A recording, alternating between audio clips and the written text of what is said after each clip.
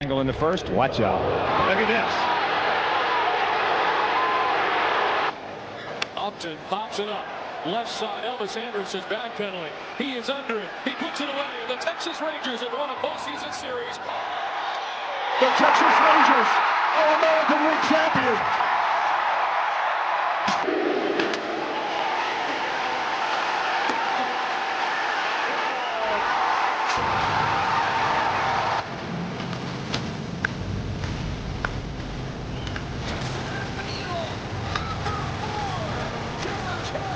One swing.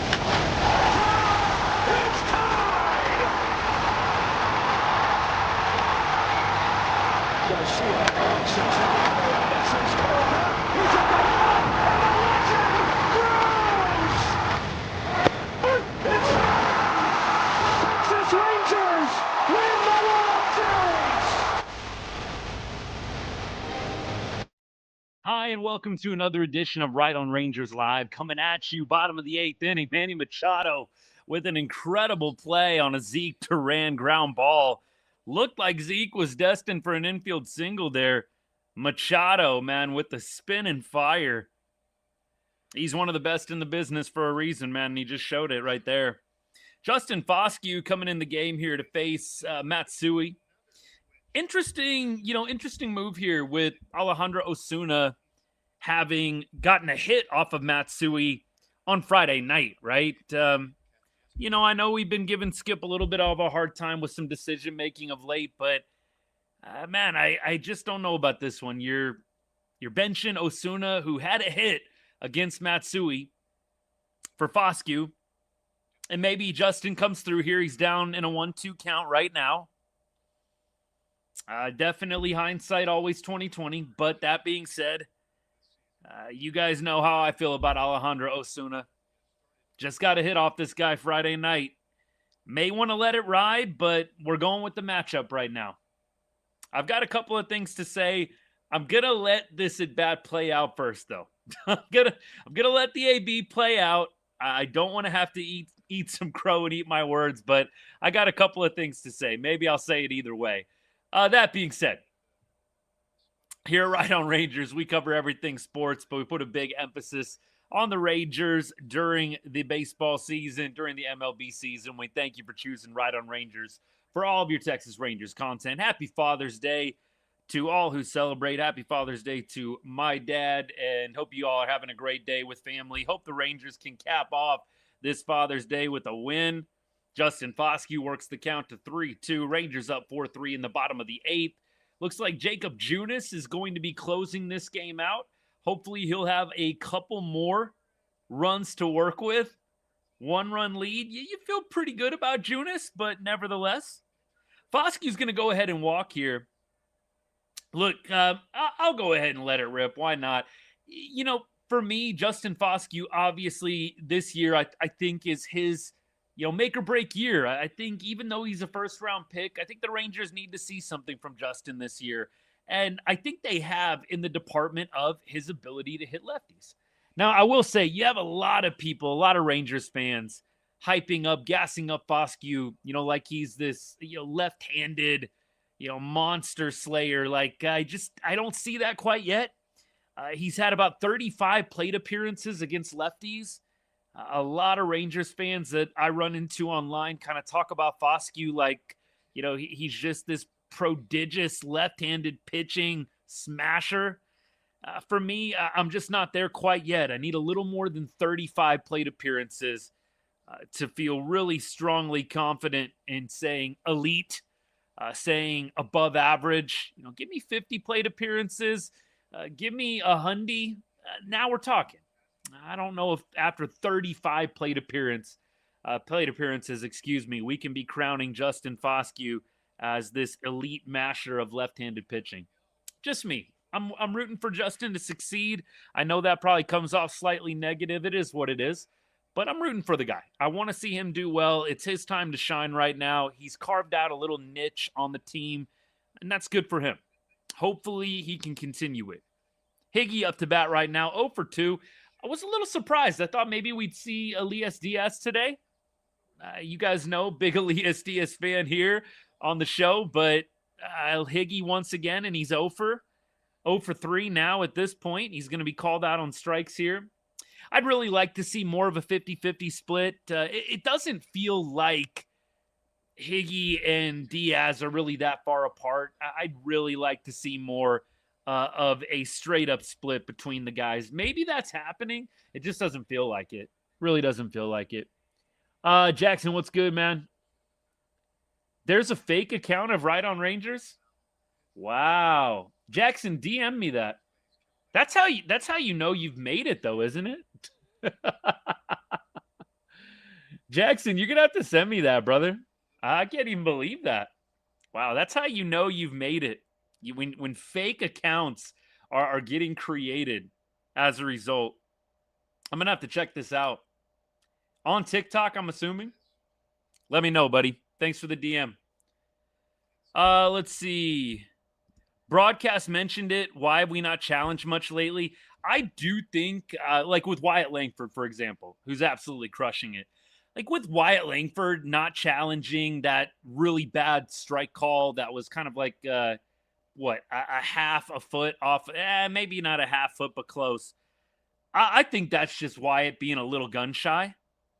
I just think Wyatt at this point, he is definitely a dude that has not won some challenges of late. In fact, he had a really bad one the other day. Speaking of really bad, Justin Foscue going to be out at second base. Or actually, that was Jared Kelenic. Yeah, I mean, I don't mind the aggressive nature there. There's 2 outs, and you're just looking to give a chance, runners in scoring position. Dan, I could go either way on that one, but I do see the point. I see wanting to get an RBI opportunity there. It didn't work out.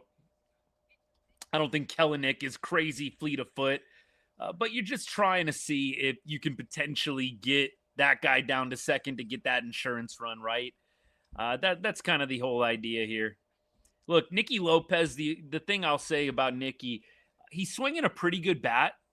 There is an argument, I think, to let Nicky swing away and have Wyatt coming up next. That one's tough. That one is tough. We keep rolling. I wonder if we got rid of his ability to challenge. Yeah, Kate, that's a good point. Wyatt has had some bad challenges. He had the one that I posted, probably about 5 or 6 games ago, I posted and I said, ban Wyatt Langford from ever challenging again. Of course, we're being a little facetious, but it was bad. Wyatt challenged like a pitch that was like beautifully middle in. I'm like, dude, what are we doing here?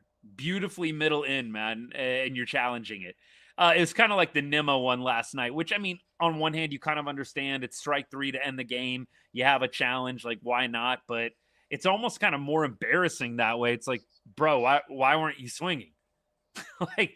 Just go ahead and put it on national TV how bad you actually let go a really hittable pitch to end the game. So, look, for me, it might be Wyatt Langford's a little gun shy. Maybe the team has talked to him like, dude, cool it. And there's game situation as well. Higgy's on that one, on the called third strike on Higgy, that's one you got to pull the trigger on, right? That's the difference between an out and staying alive up there at the dish. Wyatt Langford's earlier in the game, that wasn't the difference between an out and staying alive. I do think bottom of the 8th inning, you've got an opportunity to not get rung up on strikes. You probably need to challenge there. And you're a catcher, dude. Come on, Higgy. Come on, baby. 3 more outs. Yeah, that's right. This is awesome, man. Good to see you. They're saving him for the next game. Man, not the way you wanted to start this inning out here, Jacob Junis. Tatis with a base knock, and he is a candidate to steal here, unfortunately. Look, probably another situation, and I don't know if the Beats have asked Skip about this at all. This is probably a situation, another one, where I'd like to see Elias Diaz in the ballgame. Probably a situation. Oh, he is in the ball. Okay, good. Thank you. They did make the move. This is what was missing in the 8th inning. I'm glad they made the move. Didn't notice it. Elias Diaz being in the game here is huge. Skip should have done this last night in the 8th inning. We were talking about it on the show. This is the right move. Bravo to Skip here. Got to give him credit where it's due.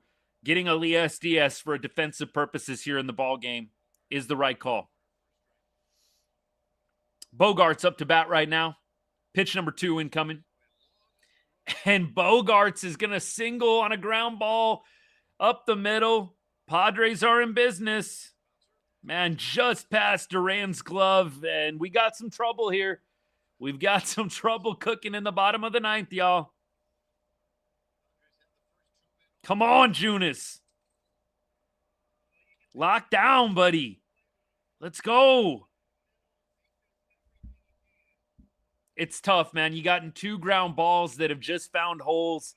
You know, it's definitely a little hard hit on the Bogarts one. Tatis, little slightly below a hard hit. Technically less than 95 miles an hour, but you got some good contact here on the ground, albeit. But Ty France is going to come up. He's 1 for 3 on the day with 2 Ks. Badly need a double play. Badly need that DP, baby. Look, bullpen, Richard, what's good, man? Thanks for hanging out. Always appreciate your comments, my guy. Yeah, look, the bullpen is coming a little bit undone. We'll knock on wood, but it's coming a little undone. 0-2 right now to Ty France. It's just sad to me. You know, the front office really whiffed. You had Robert Garcia and Chris Martin as your centerpieces. We all kind of knew that wasn't going to go great. It wasn't going great anyways, but then they both got hurt. And then you were left with basically Jacob Junis and Tyler Alexander. Thank goodness for Jacob Latz. I'm not giving any credit to the front office for the Jacob Latz move. Yeah, I guess they were smart enough to put him back there, but there was no thought to put Jacob Latz in the closer position at the beginning of the season. Are you kidding me?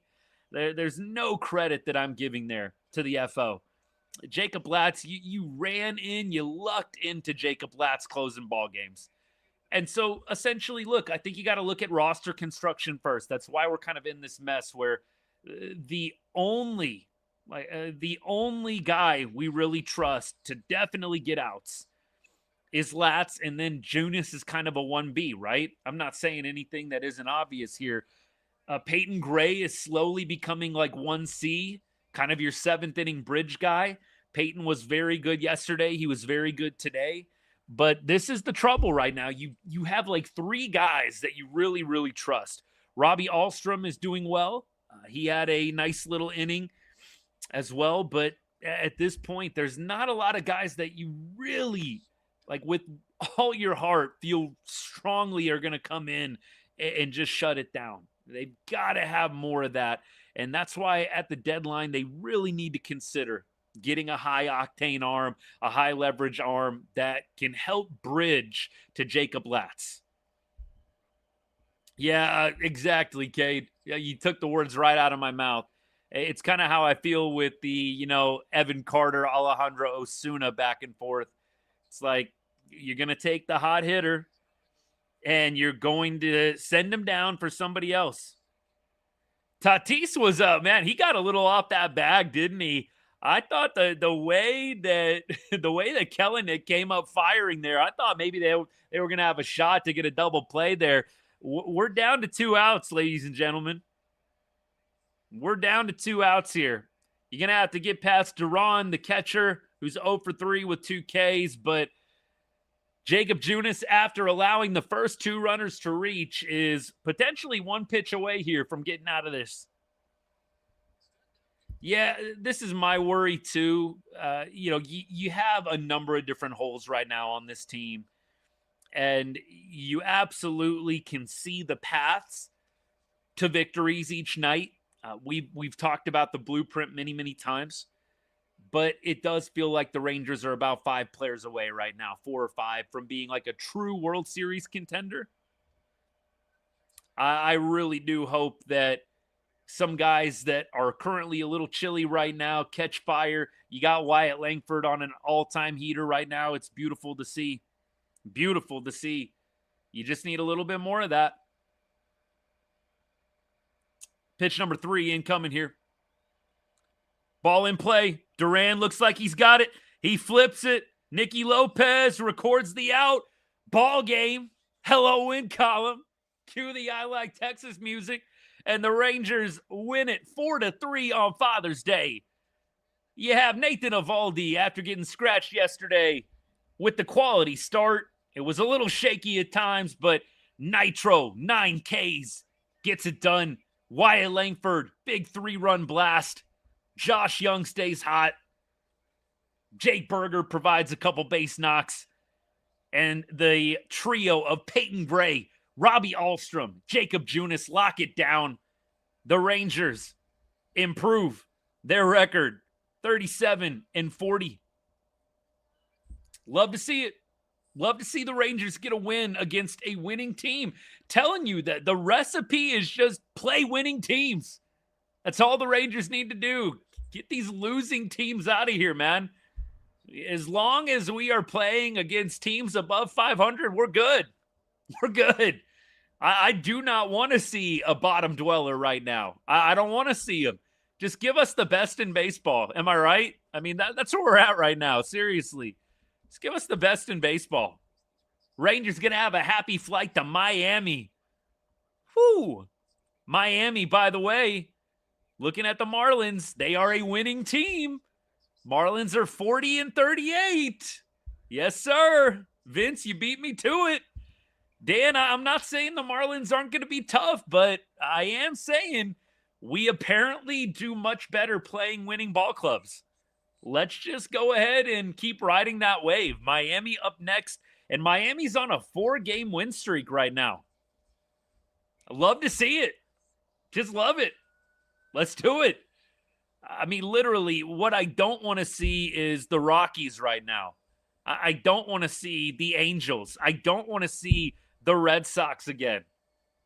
I don't want to see the Royals again. Keep those teams away. Give me the best in baseball. This is how little sense this team makes at times, right? I mean, you're at the point where you're begging to play a winning team if you're a Texas Rangers fan. Don't give me any of these bottom feeders, man. Just give me the cream and nothing else. Give me the top line. Great win, man. Great win. We're going to go through it all. Post-game show has now been activated. Appreciate all you guys hanging out. Drop a comment, drop a question. Appreciate all the likes on TikTok. Thank you so much, man. We're getting those likes up. We got into the triple digits finally. See if we can get into the 4s. Man, definitely an up and down series, right? A series you probably should have swept. Rangers, of course, were up 3-1. A lot of questionable decisions.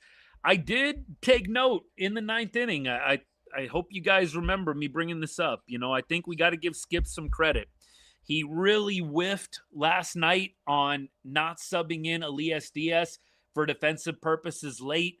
He did it in this game. He absolutely did it in this game. He subbed in Elias Diaz. It wasn't some kind of super impactful move, but I just felt like there was a little bit of a better grasp here on the game from Skip. I like Wyatt Langford in the leadoff spot. You guys, I mean, you can go back. I made a couple of videos on that.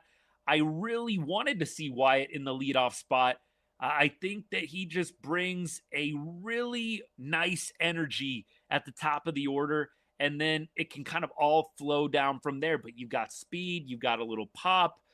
Look, Wyatt is definitely, I think up until he came back from the injury, Wyatt was really disappointing. He's obviously on a big-time heater right now, and no one's happier than me. I've been a little hard on Wyatt. Some of you have been a little hard on Wyatt.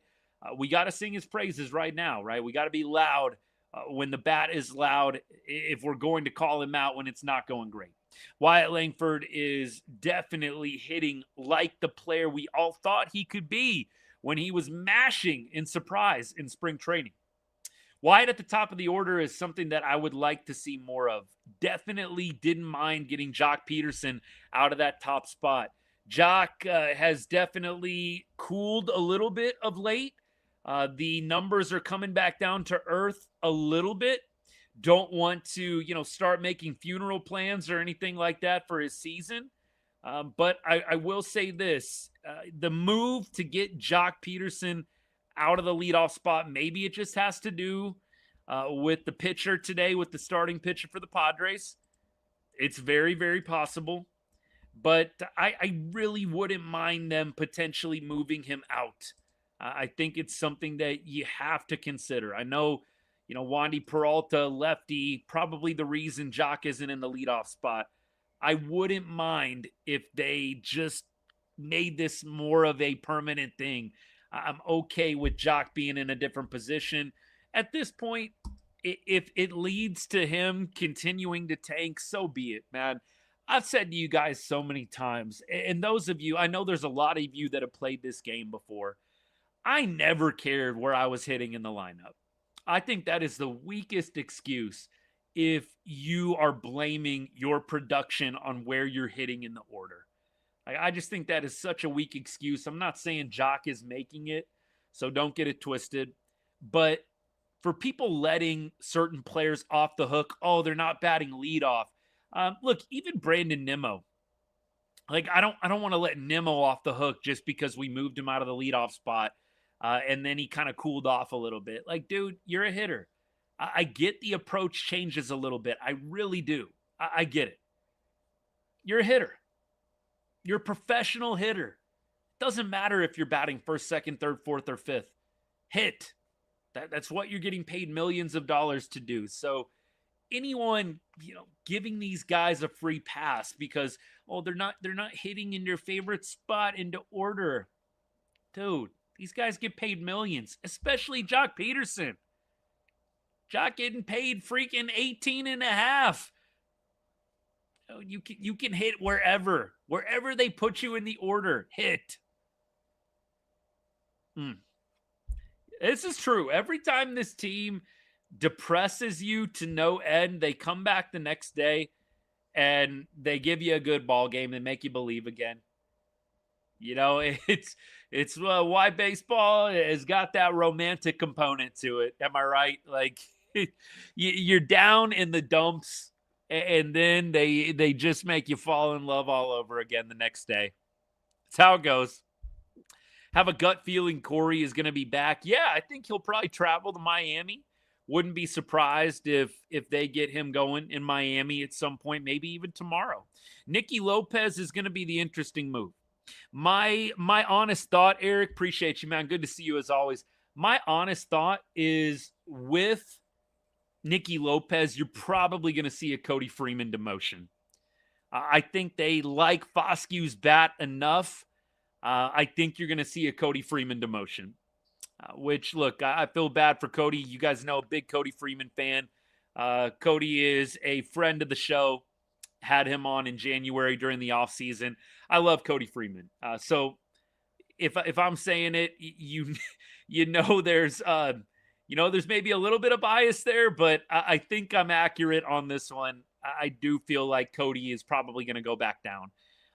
There just doesn't really feel like a great fit for him right now. Zeke Duran obviously is playing pretty well. Not amazing of late, but well enough. He was 0 for 4 today, but he's playing a great shortstop. Look, I put it on X. I got to check out the comment section, but, every web gem that Zeke Duran, every web gem play that he makes, I feel like you're inching closer to an uncomfortable conversation with Corey Seager. That backhanded play he made going to his right, throwing it on the run. And Zeke made a few nice plays tonight, but that backhanded on the run play to get Merrill by half a step, I don't think Corey Seager makes that play. I mean, look, I could be wrong. I know Corey isn't quick per se, isn't like speedy fast, but he does cover a lot of ground out there. I don't think Corey makes that play. And Evan Grant came out. I don't know if you saw Evan Grant's podcast or the shorts that Dallas Morning News was putting out, but Evan basically came out and said Corey does not want to DH. So we'll trust his sources on that. Corey does not want to DH. I think that he probably should be trending that direction. The Rangers, I think, should at least be trying to do a 60-40 split, maybe even a 70-30 split. I think they need to start transitioning him to DH a little bit more. I do think Corey is probably starting to trend downward in comparison to Zeke Duran defensively. I'm not ready to say that Zeke Duran is a better hitter than Corey Seager. I think that's a pretty big jump at this point, despite Corey's struggles. I don't think it is at all a hot take to feel better about Zeke Duran out there right now playing shortstop than Corey Seager. I don't think there's any hot take to be had in that at all. I think it is becoming more objective fact by the second. Zeke Duran, I think, covers more ground. I think he's got a better arm than Corey. Corey needs to be transitioning more to that DH role. I'm not saying it needs to be every day.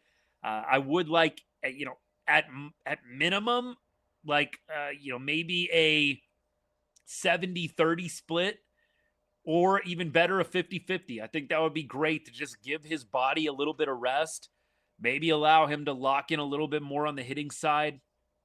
But I don't think you can get rid of Lopez. Lopez is hitting over 300 in his time as a Ranger.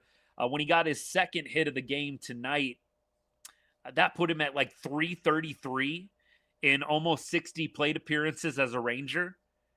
I know that's not huge sample size, but it's enough for me. Like that is legit. You've got almost 60 plate appearances.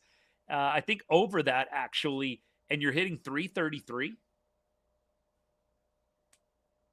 Skip Schumacher, by the way, just commented on Wyatt Langford and said he's back. If you have wood around you right now, freaking knock several times. Skip Schumacher apparently in the presser just said he's back. Oh, gosh. Knock on wood, baby. Knock on wood. I hope y'all hear this right now. I hope y'all hear this. I hope he's right. I hope he's right, but I'm not trying to jinx anything right now when it comes to Wyatt Langford. I'm really not. I mean, look, he's had a great run. Please stay hot, Wyatt. Please do not let Skip's comment become the turn of all this. I hesitate, man. I hesitate to throw around that expression. Look, and if you're a Texas Longhorns fan, you know exactly what I mean. Like, the back comment just gets me. Don't say that. Don't say we're back. Don't say he's back. Please. Dude, did we talked about this, right? Didn't we talk about this on the show? If we didn't, great minds think alike. I think it was Jared Sandler that came out and talked about how Skip Schumacher only wears Jordan 11s. He only wears Jordan 11s on game days. And the reason he wears Jordan 11s is because of 2011. Dude, you're doing that in our dugout? Come on, brother. Burn the freaking Jordan 11s. Get those Jordan 11s as far away from Global Field as you possibly can.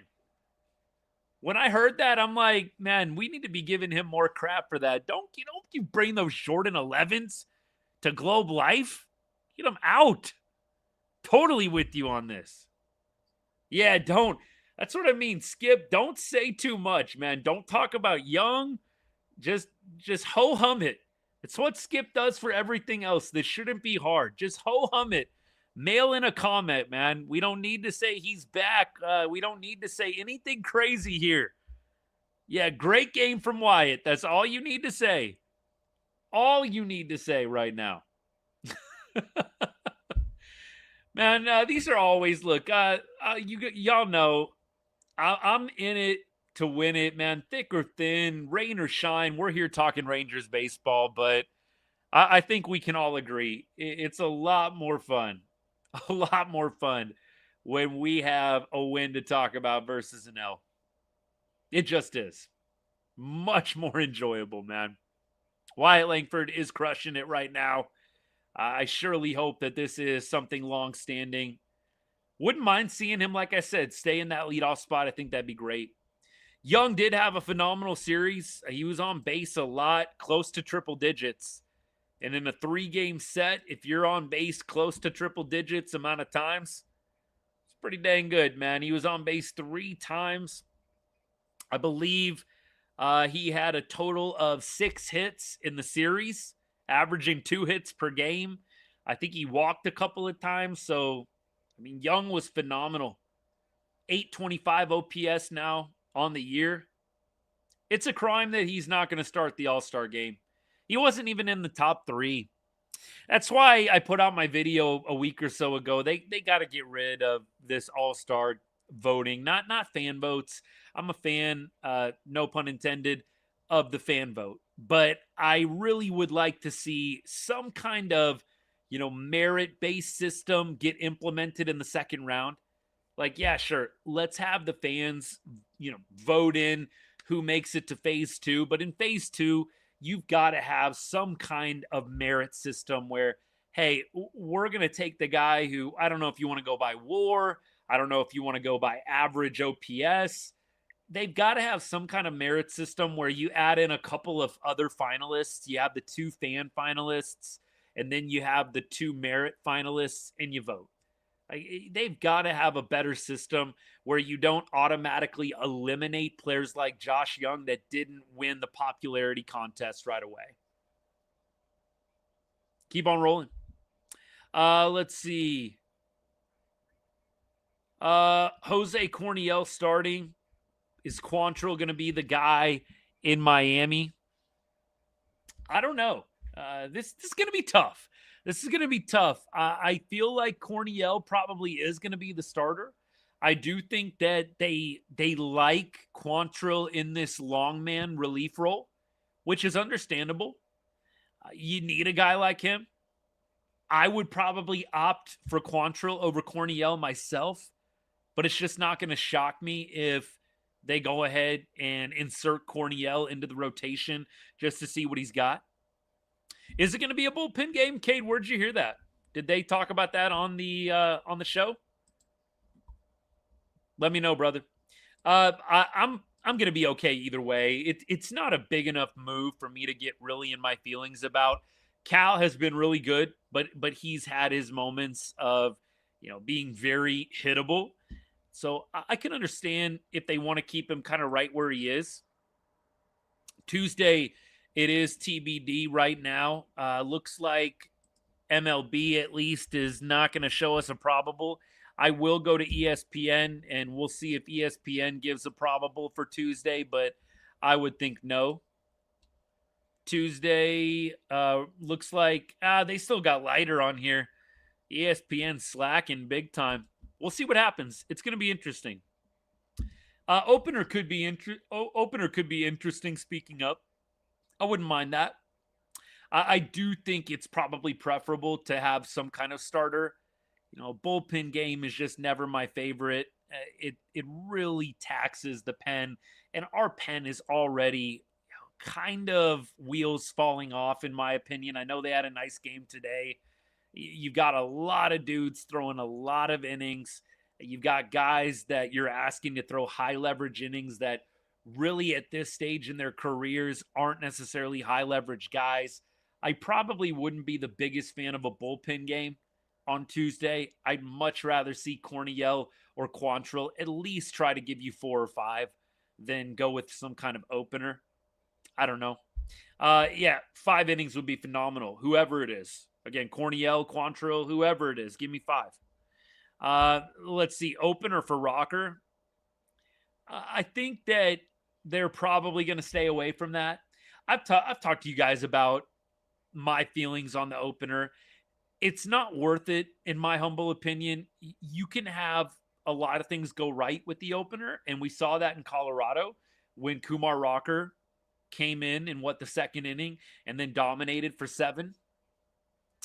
If you have, though, your opener get lit up right away, it totally defeats the purpose. Tyler Alexander gives up 2 quick runs in the first inning, which could definitely happen. And I'm not picking on Tyler. Insert anybody. Peyton Gray. If the opener struggles, it really becomes a bit of a pointless exercise. And so I don't think it's as easy as just throwing somebody in the opener role. And look, that also can be something that teams start to work around. If you know that the Rangers like to use an opener for Kumar Rocker, you can adjust your lineup pretty easily after a couple of different starts like that. So I think that these starters have to figure out the first inning. I can't continue to baby them with an opener. I'm not a big fan of that. But I do think it worked well in that one start. I do think you have to consider the competition a little bit. We were playing the Rockies, one of the worst teams in baseball. I don't know that you're going to have the same amount of success against a much better team.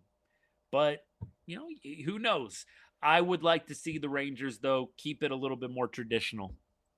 Would love to see the wins start stacking up. Bet Tyler Alexander starts 1 to 2 innings, then Corniel. Hey, look, if they go that route, again, I'm not going to be up in arms. I don't think in these situations, you really are not going to have a perfect scenario, right? Jack Leiter, unless you've got a dude in AAA who's been crushing it. And I don't think Round Rock really has that guy. Even Corniel, I don't think Corniel is doing amazingly this season. I could look it up right now and kind of give you a feel. Corniel in Round Rock. Let's check it out. This year, he has got a 169 whip. That already tells me a lot. 18 earned runs in 26 innings. All right, I think we need to see Cal Quantrill. I changed my mind. I think we need to see Quantrill on Tuesday, baby. 26 innings pitched, 18 earned runs. Corniel, what are we doing, baby? Oh, geez. Dude's got a 6.08 ERA and hasn't won in 6 starts. Wonder why. Look, Corniel is a guy that I think has good upside. And look, in 2025, in 13 games, man, he had a 1.89 ERA. That being said, Corniel is adjusting to the AAA level.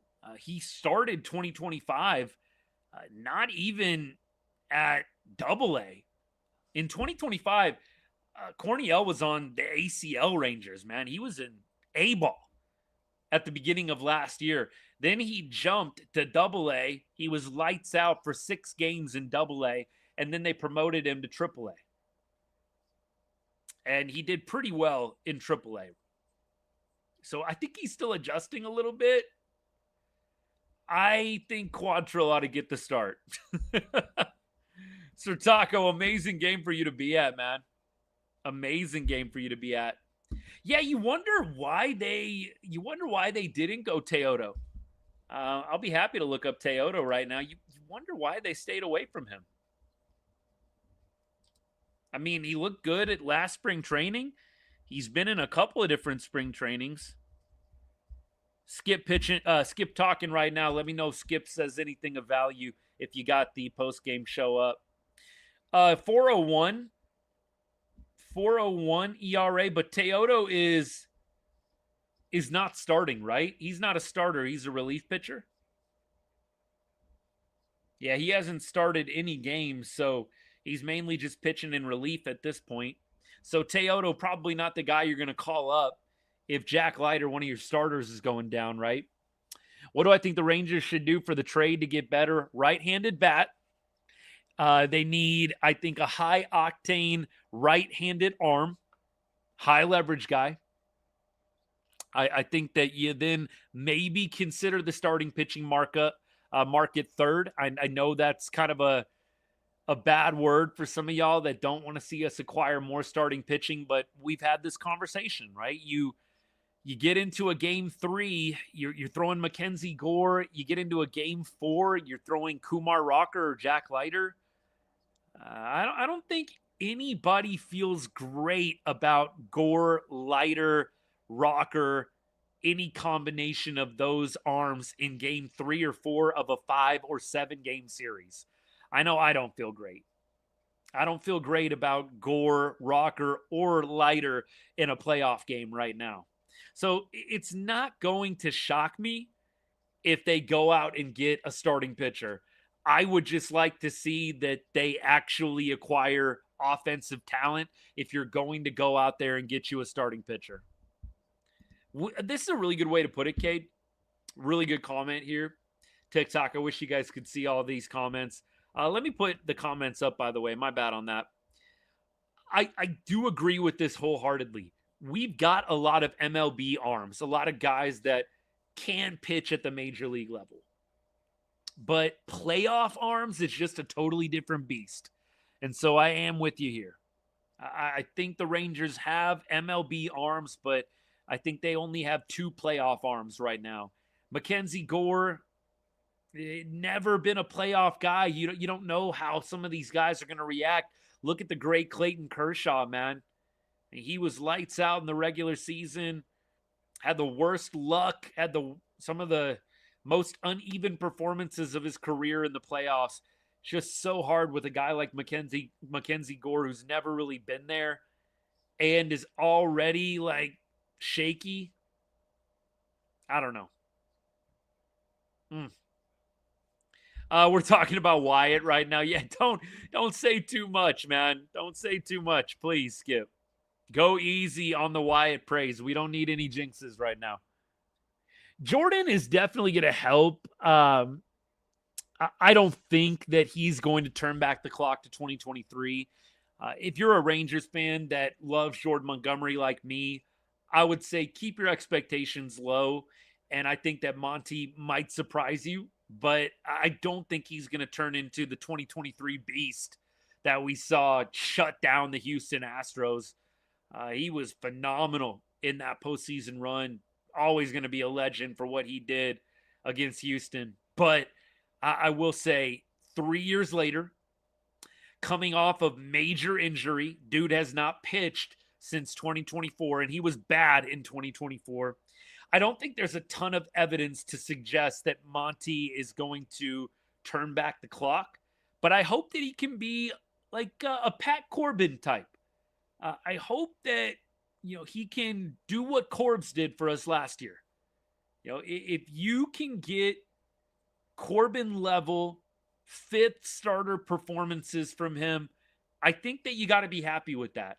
If you remember Pat Corbin, he would always give up 3, 4, 5 earned runs. Felt like more like he would go 5 innings, maybe give up 3 or 4 earned runs, more so than not. If Monty can do that, that's fine. That's fine. I got no problem with that. I don't know that he's going to be this bona fide, amazing playoff arm. It's just me. I feel the same way about Cody Bradford. I feel a little bit more encouraged about Cody Bradford, but I will say this. With Cody, he is another guy that had flashes, but he was terrible on the road. I think Rangers fans, I'm not saying you in particular, my guy, but I feel like a lot of Rangers fans look back at Cody Bradford with the rose-colored glasses. Cody was dominant at Globe Life Field. He was terrible in 2024 on the road. He could not pitch worth a lick away from Arlington.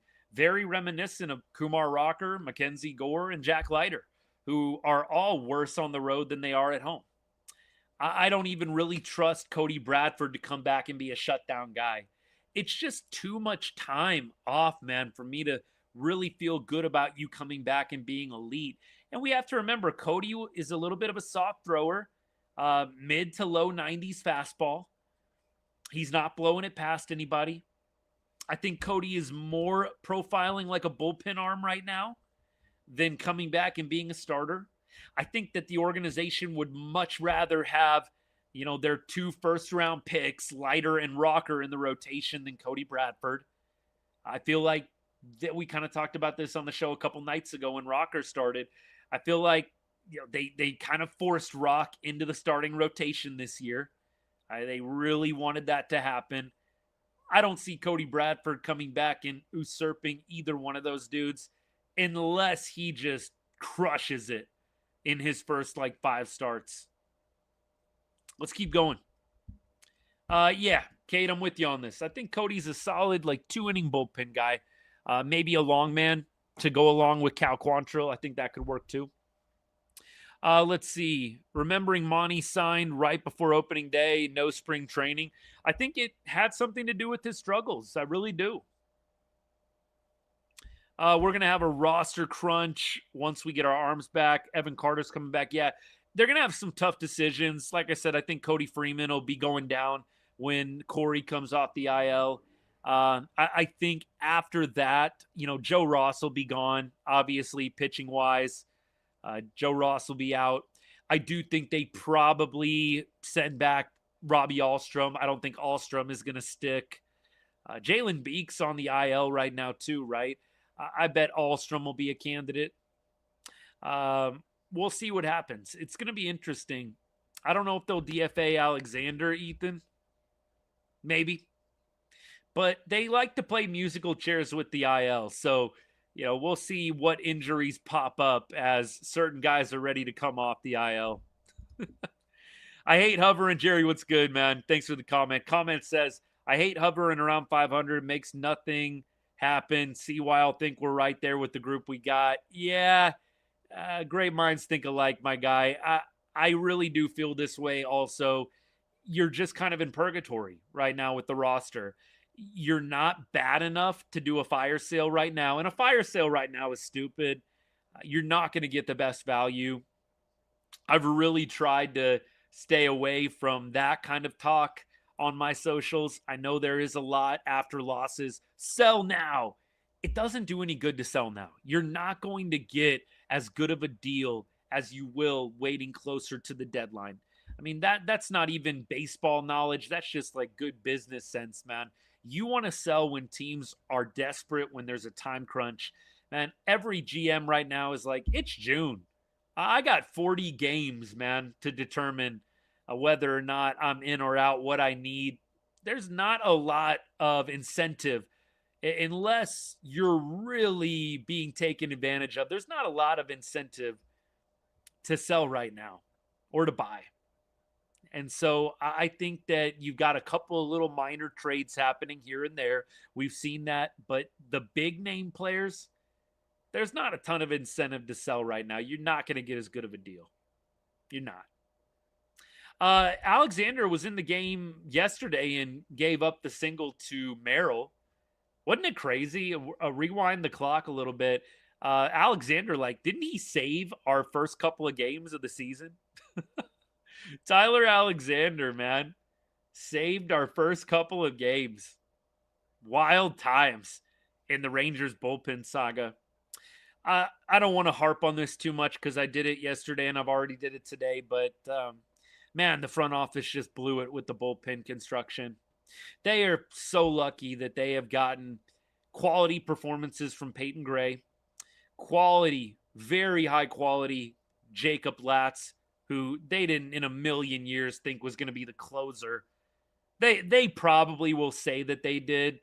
Let's be honest, man. These guys didn't have a freaking clue Jacob Latz was going to be closing games. They'll say that they did, but they didn't.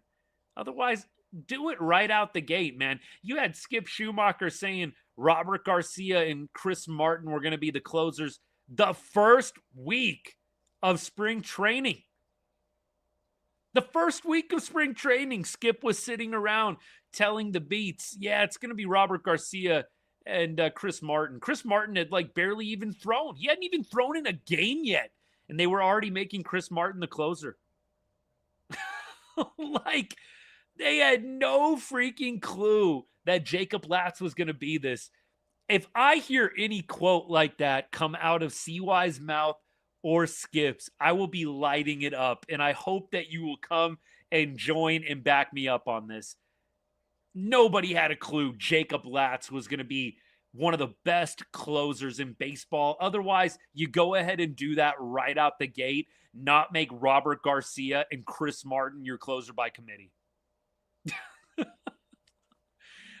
This bullpen, man, props to the players. That is where you need to laud the praise. Give credit to the guys like Peyton Gray and Robbie Alstrom today. Unsung heroes that aren't going to get a lot of love in the press, but were 1,000% instrumental to the Rangers getting the series win today. You get a shutdown inning from Robbie Alstrom in the 8th. You get a shutdown inning, back-to-back 7th inning shutdowns from Peyton Gray Saturday and Sunday. I mean, look, give a lot of credit to the bullpen for overperforming expectations and where they were supposed to be at the onset of the season. Latz is 100% going to be the 9th inning guy. They're not touching Jacob Latz. Dude's one of the best closers in the game. I know that doesn't sound right maybe coming out of my mouth, but it is 1,000% true. Jacob Latz is one of the best closers in the game right now. The stats will back that up. The dude doesn't allow traffic on the base paths. He is elite with the whip. The ERA is sparkling. He gets swing and miss when he needs it. He's one of the best closers in the game. Gray, I do think, is trending up over Cole Winn right now. I think Peyton Gray is absolutely trending upward. The changeup is filthy. He has gotten hit around a little bit this year, but the consistency is stronger with Gray right now than it is with Winn. I could see Winn potentially getting sent back down. You maybe have an opportunity to keep Peyton Gray up. I'll believe it when I see it. This team, this front office does some weird stuff, man, and they try to gaslight you. Like when they demoted Osuna. Like they demoted Osuna and we were getting gaslit with all this like first base talk. And the dude played first base like 2 times. Like in the 2 weeks that Osuna was demoted before they called him back up, you had him playing first base like once or twice. And then they were playing like Josh Smith at first base, and they were playing Osuna like anywhere but. Like that's why I always will clap back at people. Like the front office and Skip will say one thing. Things are not always what they seem, y'all. Like they are going to coach speak you and gaslight you and company line you to death. You got to read between the lines sometimes. I mean, look, I am not ever going to be shocked by some of the moves that the front office makes. You demoted your team leader in OBP and you tried to gaslight us with how he's going to play more first base down at AAA, and he played first base like 2 times. Oh, you just can't make it up. You can't make it up, man. Let's keep rolling. Cole Winn definitely could be odd man out. Gray keeps doing what he's doing.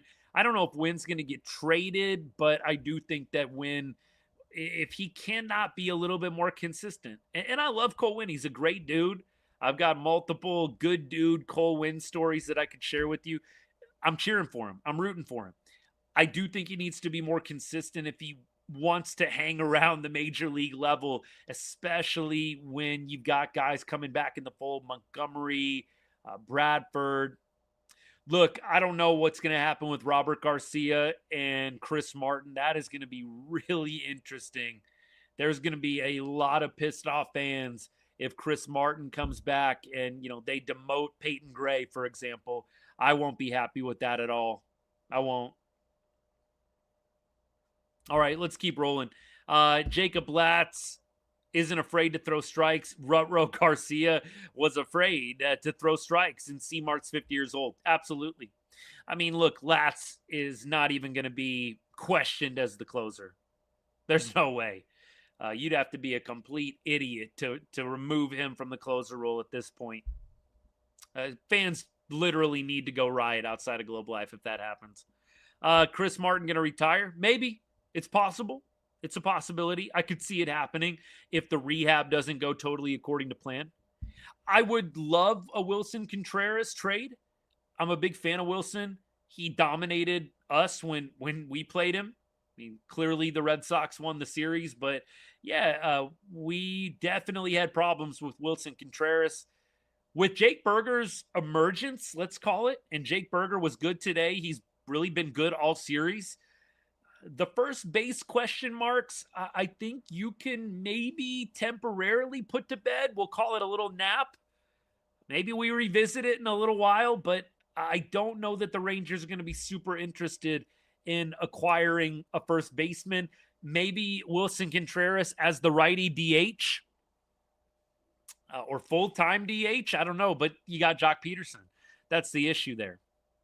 That's the issue. We'll see what happens. I still think a second baseman could be interesting. As much as I like Zeke Duran, he can play anywhere on the field. I'm okay with Zeke kind of not having a full-time position. He's already doing that a lot this year. He goes second, short, left field. He'll be fine. I would like to see, the club go out and get a very, very solid second baseman. We've talked about a few different options. I think that would be on my list. I think the club might go get an outfielder. I don't know how good they'll continue to feel about Wyatt Langford being a full-time center fielder. I do think they are going to squeeze everything they can out of an Evan Carter bounce back before they send him down. If I was the front office with Evan, I would be making him stay in AAA for 2 or 3 weeks and just letting him have a little bit of a reset. I don't think there's any point in bringing Evan Carter back too soon. Wyatt Langford's playing a good center field, man. I know he had a couple of baseballs bounce off the glove. Wyatt Langford gets better jumps than Evan Carter does, and it's not close. Wyatt Langford, better reaction. Wyatt Langford covers more ground based on his jumps. Evan Carter is faster than Wyatt Langford by about 0.3 feet per second, according to Baseball StatCast. But Wyatt Langford makes up for that 0.3 feet per second loss by getting a much better jump than Carter does out there. I don't think Evan Carter gets to either one of those baseballs. Wyatt Langford's jump on both of those was impeccable. Very good. You see Evan Carter get turned around a lot out there. You'll never know exactly unless you were to have Evan and Wyatt play it exactly side by side. It's not going to happen. But Evan Carter makes up for bad, what I would call below average for a center fielder jumps with elite speed. He's still a great fielder out there. I don't think anybody's trashing him and saying that he sucks. But if the bat does not come around, my point to you is it's not a big enough fall off. Even in a world where you think Evan Carter is a better center fielder than Wyatt Langford, which I think may be true. May be true. The jury's out for me, if I'm being completely honest with you. The jury's out for me. I don't think the fall off is big enough from Carter to Langford to justify continuing to play Evan Carter brainlessly. I think if Evan Carter continues to struggle with the bat, you feel very comfortable giving center field to Wyatt Langford and then allowing somebody else to play left field or to play right field. Brandon Nimmo's going to be in right field a ton, maybe DHing a little bit here and there as well. You could see the Rangers go get a left fielder, or maybe they go get a center fielder if they want to take some heat off of Wyatt Langford, give him a little bit of a break. I could see that happening. Will Ray Davis pay Contreras? I mean, with Jock off the books, it's a possibility. Luis Ariz would be a guy that I'd love to see the Rangers go get. He could very clearly fill the second base void that I'm talking about. Duran's been great, but again, Duran can play anywhere, so it's not about benching Duran or, it's not any kind of referendum on Duran.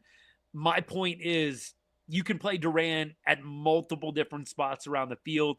Get that everyday second baseman, and then you can plug and play Duran wherever the heck you want. Have him play left. Have him play third. Give Josh Jung a day. Have Josh Jung DH. Have Corey Seager DH. Play Duran at short. You could give a day to Ariz. Have Ariz DH. Play Duran at second. I would just really like to see them shore up the right side of that infield. Maybe think about adding an outfielder at the trade deadline. And then I think relief pitcher is a priority over starting pitcher. But I do feel the Rangers need to go get another starting pitcher. I know that sounds so rage baity perhaps, but I really do think when you say it out loud, Mackenzie Gore, Jack Leiter, Kumar Rocker pitching a game 3 or a game 4 of a 5 or 7 game set against one of the better teams in baseball, that worries me a lot. I don't know who in their right mind is feeling rock solid good about one of those 3 names pitching a game 3 and a game 4. I still think you prioritize batting.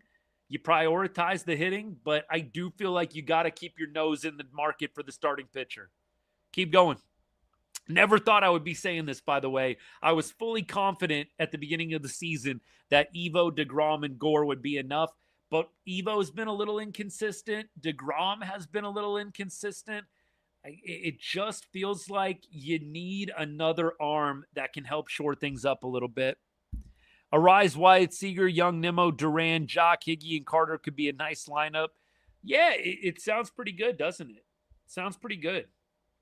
I would love to see the offense really become at least a league average to above average offense. That would be phenomenal.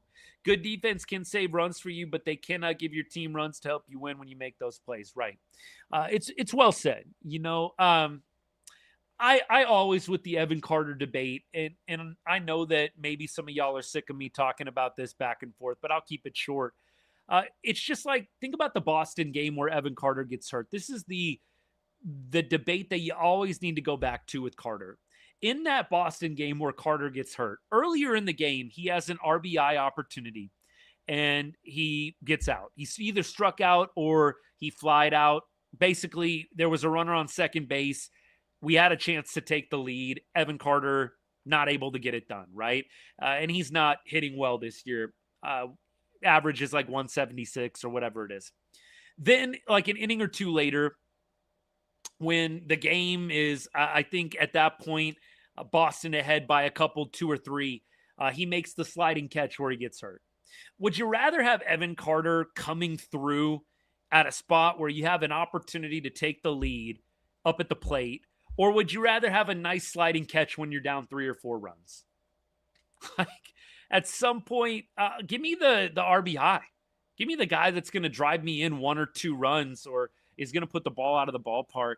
I would really like more people to get off of the love of defense when it comes to Evan Carter and just think a little bit more logically and objectively. If you can have a competent center fielder who actually can hit, and in this case, who could be elite at hitting in Wyatt Langford, you want to go that route. It's not a big enough drop off from Carter to Langford for Evan Carter to just be mindlessly inserted into the lineup night after night. Would love Wyatt in the leadoff spot. Nate says, yes, sir. At the beginning of the year, I said I would love to have Wyatt in the leadoff spot. Would love to have it. Wyatt in the leadoff spot, and then you can have Corey Seager, 2. You can have Brandon Nimmo batting 3. I know it's back-to-back lefties. I'm not too worried about that. And then in the 4 spot, geez, I know I said yesterday you don't want to move up Jake Berger. Just keep him right where he is. But, like, that's where they need the right-handed thump. Maybe that's JJ. Maybe you put JJ in the cleanup spot. I wouldn't mind it. I know you want a little more pop in the cleanup spot. I wouldn't mind JJ going back to the cleanup spot. Maybe you keep him in the 2 spot and you have Langford, Jung back to back. That wouldn't be something that I would mind either. I definitely, though, would not mind seeing JJ go to cleanup. That is a big opportunity for him. I think it's actually a compliment. You're going to have a lot of RBI opportunities from that cleanup spot, man. You got Langford, you got Seager, and you got Nimmo in front of you. You're going to have a lot of RBI potential if you are Josh Jung hitting in that 4-hole. Can you get a Rise, Webb, and Ray without giving up Walcott? It's possible. I don't think so. And I don't think Webb is getting traded either, but I think you're going to have to give up Walcott if you want to get all 3 of those names. I would find it really hard to believe. A Rise, I think, would be a difference maker. I mean, look, you put Langford at 1, you put a Rise at 2, you could put Josh Jung at 3, Corey Seager at 4, Nimmo at 5. I would probably maybe even think about a Rise 1, Langford 2, but a Rise has got to hit, in my opinion, in one of the top 2 spots, be a table setter. That could be a really nice lineup. Really nice lineup. Let's keep on rolling. We're over the hour mark here, so we're going to try and shift towards tomorrow a little bit as well. Let's kind of wrap up today's game, and then I'll keep going back to comments, all right? Thanks for hanging out. Y'all have been great. Comments have been fire. Appreciate all you guys. Always good talking to you after a Rangers dub. So today, let's put a bow on this box score. So you go up and down. Langford, Jung, multi-hit. I mean, look, maybe you keep those guys together. Maybe you do. It was working today, that's for sure. Langford 2 for 4 with the bomb. You had Jung providing the other RBI as well. He was on fire this series. Brandon Nimmo 1 for 4. Berger 2 for 4. You had Peterson going 0 for 3. That's what I wanted to look up. Jock's numbers over his last 7, last 15. Look, Jock over his last 15 games is batting 146 with a 5 Fast math. 504 OPS over his last 15 games. Yep. Over his last 30, it gets a little better. But Jock Peterson has cooled off a little bit. Last 15 games again, 504 OPS. Not good. Not good. I think it's time to move Jock out of the leadoff spot. I'm interested to see what Skip does tomorrow. Have not looked at the probable starter for tomorrow. Looks like it is Phillips. Phillips tomorrow for the Marlins. He's 1-2 with the 3.10 ERA. So it's going to be a righty. I do wonder if they think about moving Nimmo back up to the leadoff spot and moving Jock back down, especially if Corey Seager's coming back. But Jock, 504 OPS over his last 15. Yikes. Let's go. Duran, 0 for 4, had some great defensive plays. The relay that cut down a runner that would have made it a 3-3 ball game. Evo would give up the double, the song that ultimately made it 3-3 anyways. But Duran, he's another guy that's been a little cold of late. Duran, over his last 15 games, he has a 560 OPS. Over his last 7, he has a 464 OPS. 464 OPS for Ezekiel Duran over his last 7 games. And like I said, a 560 OPS over his last 15. So you've got Zeke Duran and Jock Peterson really cooling off. Josh Jung continues to do his thing. Look, Zeke, I think you got to continue to utilize him. He's so versatile. And look, he still is having overall a good season. Coming back down to earth maybe a little bit. Just 3 for his last 26. But I feel a lot better about Zeke Duran just because of what he can bring defensively. I'll say this. You really hope that he can catch a little bit of a heater. I know a lot of fans have already started to see it, and myself included. I've already kind of started creeping this direction in my mind. Like, Zeke, don't do this again. Don't do this again, Zeke. You did this so many times over the past several years. Who could forget 2023 when Zeke Duran was on fire in May and June? And everybody was like, dude, trade him. Trade him. And then they didn't. I think that Zeke has got to catch fire soon here. Otherwise, there's going to be some people getting pretty loud about him reverting back to his usual ways. He's had a great season so far. Don't want to take anything away from him, but 196 average over your last 15 games, 560 OPS, not ideal. Not ideal. Eric, yeah, I was kind of thinking the same thing. And nobody is, again, to use an expression I used earlier, nobody's planning the funeral, but it's something to watch for. 560 OPS over your last 15 games. That's not a nothing burger. Okay, finishing up, Osuna 0 for 2, eventually was subbed out for Foscue. He did reach base on a hit by pitch. Higgy, 0 for 3. He's another guy I want to check on. I haven't done this in a little while with you guys.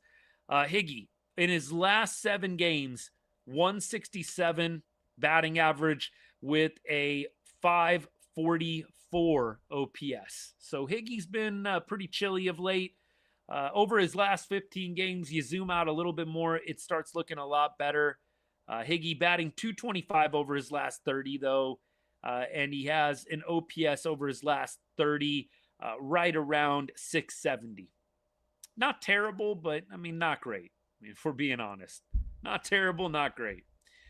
Other than that, Nicky Lopez, we've already sung his praises, hitting around 333 in his time as a Ranger, close to 60 plate appearances. He's been awesome. Evo, Gray, Alstrom, Junis, we already sung their praises today. Look, Evo, he was getting hit around pretty good. What was it in that 3rd inning or in that 4th inning? I'm glad he settled down. 6 innings pitched, 7 hits. You had 1 walk, 9K. We're pretty good with that. Definitely was concerning in the 4th when he was getting lit up, but he settled. He got the job done. Quality start for him. Excellent. All right, y'all. Goodman as catcher would be great. Diaz is definitely playing well. I'd be, like I said, playing Diaz a little bit more if it was me personally. Let's go to the Marlins series tomorrow. By the way, today I'll have a video out for you guys to kind of put a bow on this series with the Padres. And then tomorrow I'll put out kind of my Marlins preview, if you will, kind of what to look for, a little bit of a state of the team headed into the Marlins series. So I'll have a couple of videos out to you guys over the next 24 hours. Thanks for liking, commenting, sharing those. If you have other diehard Rangers fans that don't follow the show yet, I'd appreciate it. Look, nobody really on the Marlins except for Jimenez, the third baseman, have ABs against Rock. So you've got not a lot of preview that we can do in that department. What we can do, Kumar Rocker against Minnesota, 3 1/3, 6 earned runs. Against KC, 4 2/3, 2 earned runs. So over Kumar Rocker's last 13 innings, he's allowed 10 earned runs. I think we got to say those things out loud. A lot of people like to throw out the numbers like, oh, he's only allowed 2 earned runs or less over his last 4 or 5 starts. Well, yeah, but you're only throwing 4 2/3 innings, bro. Like, we have to contextualize this a little bit. Over his last 13 innings of work, he's given up 10 earned runs. Is that good or is that bad? I think we just got to be real about some of these numbers at times.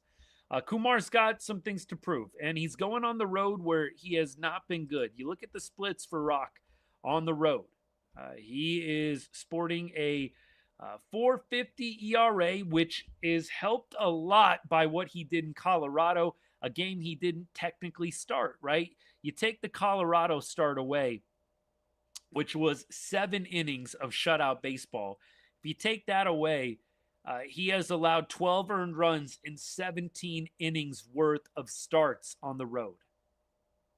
I mean, look, doesn't really, matter how you want to slice it. Kumar Rocker on the road has been different than Kumar Rocker at home. Opponents are hitting 264 off Rocker on the road. They are hitting 243 off of him at home. There's some notable differences here that are worth exploring. And Rocker has pitched more games at home than he has on the road. He started 9 games at home, 4 games on the road, 5 games total. Rocker, I think, has got to show you a little something. Rock goes out there tomorrow night and throws another complete stinker for you. I think it's going to start getting pretty loud for Kumar. Would really like to see him come out and pitch well. Would love to see it. All right, and on the other side, against Phillips, you got Berger 2 for 2. Berger playing the old team, Skip coaching against the old team. That'll be a fun little thing to watch. Duran 0 for 1. Diaz 0 for 1 against Phillips, the Marlins' probable starter. Josh Jung 0 for 1. Kellenic 0 for 1. Nimmo 0 for 1. Very small sample size, but you got Jake Berger, and then you got a bunch of goose eggs after that. Not a whole lot that you can glean from either one of these batter versus pitcher for tomorrow night's matchup. Rangers go on the road for a 10-game series. They play 10 games, no off days on the road. It's going to be a challenge. And that is not easy, man, when you are on the road for that long and you have no off days in between. That is not the easiest thing to do. And so here's, by the way, the lay of the land. So you're going to Miami, then you're going to Toronto, then you're going to Cleveland. So look, Cleveland to Toronto, that's really not that bad of a flight. I mean, Miami to Canada, okay, now you're talking. There's kind of a lot of travel.